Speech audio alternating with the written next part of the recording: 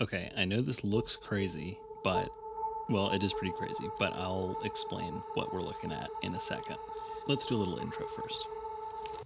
Hi everyone, I'm Quadra. This is the Blades of Gixa, my Dungeon 23 Mega Dungeon, and this video is just a little update for the lovely people who backed the Kickstarter. If you missed the Kickstarter, but you're interested in this crazy dungeon, you can go to paradiso.ooo/Gixa and pre-order it there. Cool. So the Blades of Gixa is a mega dungeon, basically a dungeon for tabletop RPGs that you could conceivably set an entire campaign inside of. Maybe not the longest campaign, but you know, it's big. And this was part of Dungeon 23, which was a challenge put out by Sean McCoy of Mothership fame. His challenge was just to draw a room every day for an entire year, the year 2023. And I took this challenge. And I finished it.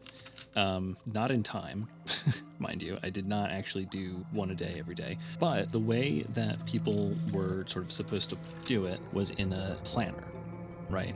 And so the kind of planner most people were using had days on one side and kind of a blank page on the other side. And so what they would do is they would draw like an area of dungeon on one side and then key the rooms on the other side. I didn't have that kind of planner, so I used this one. It's actually a loose leaf notebook from Muji, and you can see it actually opens up and all these pages, you know, come out. This is what I had.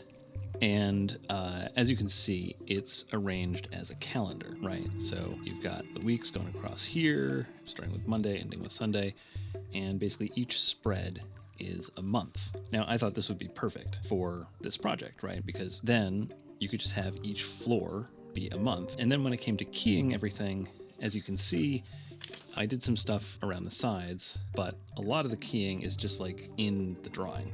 The idea here was to make this mega dungeon where while you're running it, you can kind of just have the spread out of the current level that the players are on, and just, this is all you really need. Everything is more or less here. Now, there will be some tables and whatnot elsewhere, but you know, the core of everything is just on this spread, so minimize page flipping. Now, obviously that means a lot of information has to get packed into each page, and it gets really busy and all that stuff, but you know, I just decided to lean into that as kind of the aesthetic of the book. This was not planned, right? None of these pages, except for the last couple, had any sketching or any planning. I was really just starting on day one and progressing through the days and figuring it out as I went along. And in the really early days, I was really winging it. I was just making up names, Gixa, Doruk. You know, I was just coming up with stuff left and right without much of an idea of what any of that meant or where this was all going. And as I progressed through the dungeon, I kept making up more and more stuff. But I also started to try and bring back things from earlier in the dungeon and find some interesting connections between things so that the whole thing wouldn't be just random. So eventually I get to the end of the dungeon. Spoilers, by the way. Spoilers from here on. Well, this whole video is spoilers. So eventually I get to the end of the dungeon, and by this point, I have a decent idea of what the overall history and lore of the dungeon is, because I've been thinking about it for, you know, over a year, and kind of trying to piece it all together. Doing it this way, this is not how I would plan a project like this normally, but I think it produced some interesting results. It's got a lot of sort of weird stuff, and some of that stuff potentially ties into a larger story about what happened in this place. And then other stuff, maybe it does, maybe it doesn't, who knows. So I wound up with this huge dungeon with all kinds of stuff in it, right? There's this vampire lord, there are these spire dwarves, there's this horrible frozen level that's full of demons. There's this mansion full of Lamier with this gladiatorial arena outside of it, goat people, giant frogs, crypts. Anyway, there's a lot of stuff. And in future videos, I'll go through these levels and talk about what their deal is. But what I wanted to do before I started doing some playtest runs was pin down what the history is of this world that I've created. And to that end, I made this. This really looks insane now that I'm looking at it.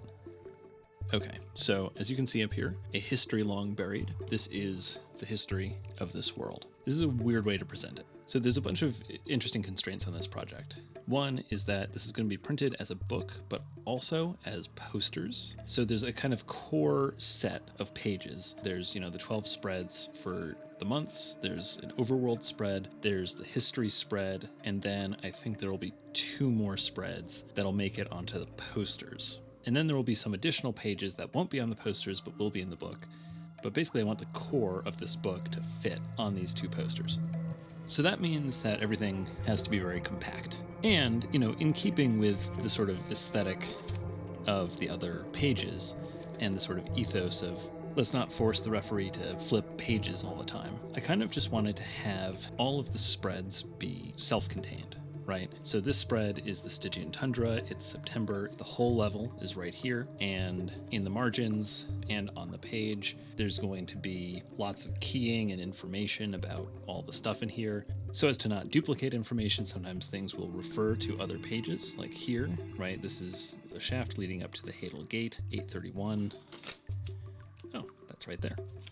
So, especially for like links between levels, and also just to not have to duplicate stat blocks and stuff like that. There will be some stuff that, refers to other pages, but in general, the design philosophy of this book is wherever you are in the book, all the relevant information is on the spread you're looking at, or as much as possible, at least. So, with that in mind, I wanted to fit the entire history of this entire megadungeon onto a single spread. That's why it looks like this. There's a lot going on here, and I'm not going to read all of it to you, but I do want to explain why it looks like this and how to read it. So one thing I will say, just in advance, the final products, the book and posters, will not just be line art like this. There will be some like shading and coloring. And so I will definitely use that to make this a little more readable and less of a just wall of noise, by outlining things and highlighting certain areas and whatnot. So it looks crazy now. It will also look crazy when it's published, but hopefully it'll be a little more digestible. Okay, so the way this works is this is kind of a timeline. It has time on one axis across the top here and space on the other axis. And as you can see here, there's 13 levels from 0, the surface, to 12, the sky. And that's actually duplicated on this side, although the names are a little different and the illustrations are a little different. And that's because this is long, long in the past, right? This is the beginning of the timeline. And over here, this is the present day. This is now, as you can see. So as we progress from left to right, we're moving forward through time, from the ancient past to the time that the players are playing in. So the locations are divided into the 12 levels of the dungeon plus the surface, so 13 areas in all. And the timeline is broken up into 5 ages. So we have the Age of Caradel, that's this column here. We have the Life and Times of Gixa, that's this area here. We have the Age of Sorrows, that's this here. The Long Drowning, that's this column. And Now, that's this last column. Now, obviously, some things will sort of extend into other eras, so these aren't really hard and fast demarcations. There are things that start in a particular era and then kind of bleed into the eras following. And similarly, there are some of these events that cover multiple locations. So it's a little fuzzy. It's not super precise. Also, this isn't the sum total of everything that has ever happened in this world. This is just kind of covering the major players, major characters, big important things that have happened that will likely impact the players and their adventure. So you'll see that each of these boxes is kind of an event or a descriptor of a point in time, and they have these arrows that connect them to other events. And some of these arrows are blank. So this here describes the ancient continent of Caradel, both the surface and the bathing caves, and then it progresses to talk about the characters, Gixa and Daruk, and this village, Baintoch. Then you can see those progress to up here and down here, and then this one progresses up to here, and so it's kind of like a big flowchart, right? And you can see that some of these arrows, like these ones down here, have symbols. And so whenever a big major character is introduced, like Gixa and Daruk and Sarkasha and Orvis, they're introduced with big text, but also a symbol next to their name. And those symbols are what's used on these arrows to show that these characters move from this event to this event, and then all of these characters move to this event, then all these characters move to this event, and then here you can see 2 characters split off here, while the other 5 progress down here, and then go over here, and then these all combine into an arrow that goes underneath this one, and then goes into this one. All of these characters go here, and then here, all of these characters go under everything down to here. So it's a little complicated, but basically, if you want to know what happened with a character, you just follow their symbol. So Orvis, right? So he's kind of this O with a dot in it, or maybe it's an eyeball. And he progresses from here to here, to here, to here, to here. And then he breaks off here, and then goes up to here, kind of rejoins everyone here, continues with them down to here. And then from here, you can see this little thing going up here. There's his symbol, along with another one. And this progresses up all the way up to here. And then he goes down here, down to here, then he goes to the right, then down, then up, then down again, then to the right, then to the right. And that's where he is now.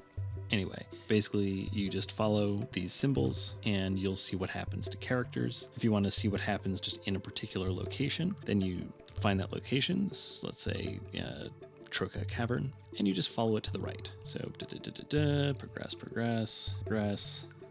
progress, and that same level is now the Night Orchard. And so going across, you can kind of see, okay, what's everything that has ever happened in the Night Orchard or the Troca Cavern?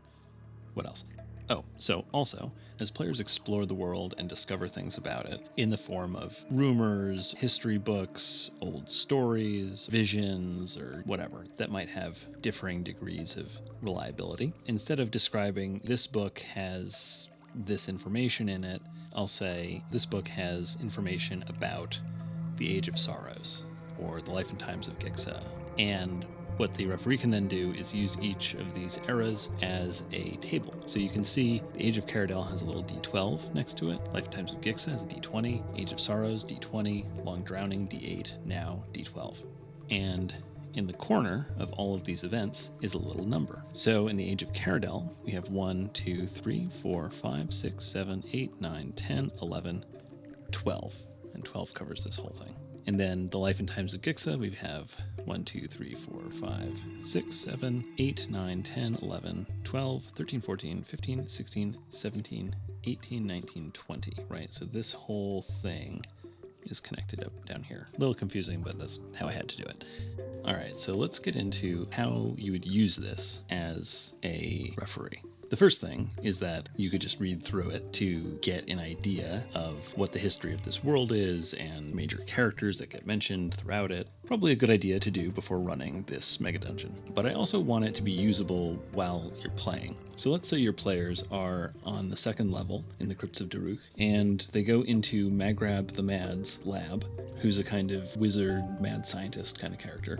And they're rifling through his bedchamber with the medical books. And let's say there's some book in there that's keyed as having information about the Age of Sorrows. Age of Sorrows is a d20, so as the referee, you could roll d20, get a 3. So Sagesh, hiding amongst the goat folk of the Candlestick Quarter, meets Haza and Nazag and joins their plot to depose Dread Araxit. They kill the Witch King, entomb him in jade, craft powerful jade golems to guard the kingdom and keep the ghosts of Araxit and the old kings from escaping. The elves tell Sagesh of their mentor, and he reveals to them Orvis's true motives. Okay.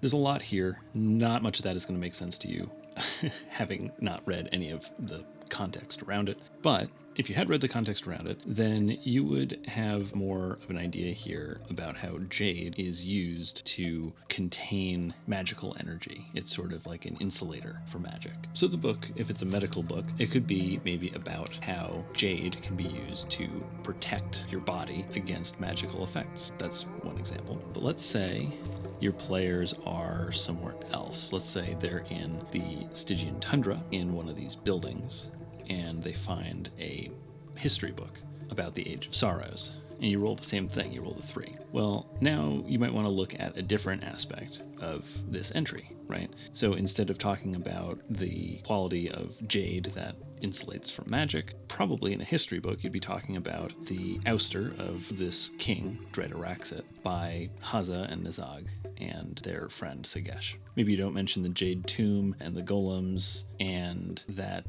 Sagesh tells them about how their mentor is planning on betraying them. It's really just about the overthrow and, what went into that. So yeah, let's roll another one. Up in the Lamia's Manse, there's a lot of stuff that you can dig through. And let's say, this will be fun. You come upon an old painting. What does the painting depict? Well, something from the Age of Caradel. So the Age of Caradel is a D12.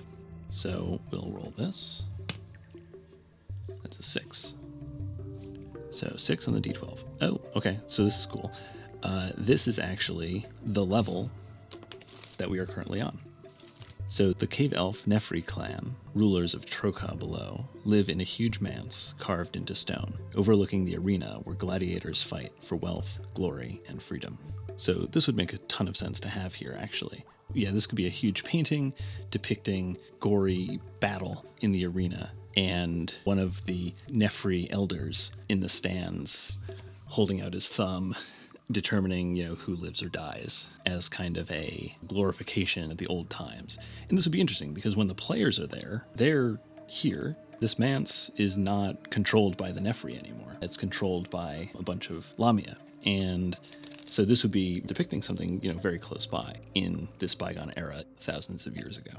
Anyway, so this requires some interpretation. You're not just going to be reading this text to your players, but this history plus the ability to roll on this whole thing as a bunch of tables combined with how people are hearing about information, you might kind of modulate how you're conveying this information to the players based on all of these bits of context. And so you might even lie about some of this stuff, because let's say you roll that same thing, number 6 in the Age of Caradel, about the Nefri and their mansion and the arena, but you find that on a tablet in the Frog Republic. In this history, these giant frogs were at war with the cave elves many times, which the Nefri are a part of. So probably if the frogs had a depiction of this arena and the combat there, they would depict it as really, barbaric and show the Nefri ruler as this horrible tyrant, not make him out to be this all-powerful person, but rather this kind of sniveling coward who makes other people fight for him. So that's kind of the idea behind this. It's, all the history of this world at your fingertips, but also something that hopefully you can use to convey information about the world to your players. And then these little postage stamp sized drawings, that was just because there's so much text on this page and I wanted to have like a little bit of art. So I wanted to represent what things were like back in the old days, right? So we have the surface, mountains and trees and sunlight, and the surface now has perpetual rain and the land has been largely covered by rising waters. Or the bathing caves, you see that it's kind of this natural cave with water coming in and flowing through it, to the ancient baths, which you can see is, actually built up. There's that same waterfall and water flowing through, but now it's like an actually constructed corridor, right? So things change over time. Yeah, so that's kind of the long and short of what this is and how it works. If people want me to actually go through this whole thing and explain what the whole history is, I can certainly do that, but I won't in this video. So this is basically what I've been working on. You can see everything is basically done. Probably there'll be some little tweaks here and there in the future, but in general, this spread is finished. Now I need to digitize it and clean it up and color it and do all that other stuff. So it's not really done, but this part of it is done. Yeah, so that's the main thing that I've been working on. In other areas of this project, I've been working with glass embroidery on the bag design and the hat design. Galen has a bunch of really cool music that he's been working on for the soundtrack. So the general idea for the soundtrack is each of these 12 levels plus the surface will have a theme to them that you play on loop in the background while players are exploring those areas. And yeah, that's pretty much the update for now. I'll cut us off there. I hope that this is exciting, as exciting to you as it is to me.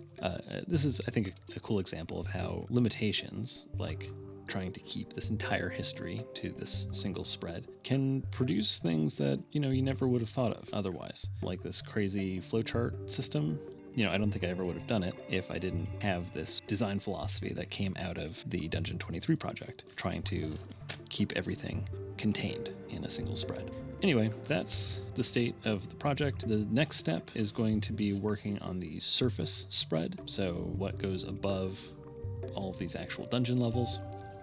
There'll be a village up there, it'll be on an island, and then I'll be going through all of the levels of the dungeon and actually filling out all the keying and all of that. Plus there'll be some additional spreads, like a spread that'll probably have a bunch of tables on it, more information about characters and factions, and other stuff. There's a lot going into this book. Yeah, anyway, that's pretty much it. So thanks for watching, and have a good one. Peace.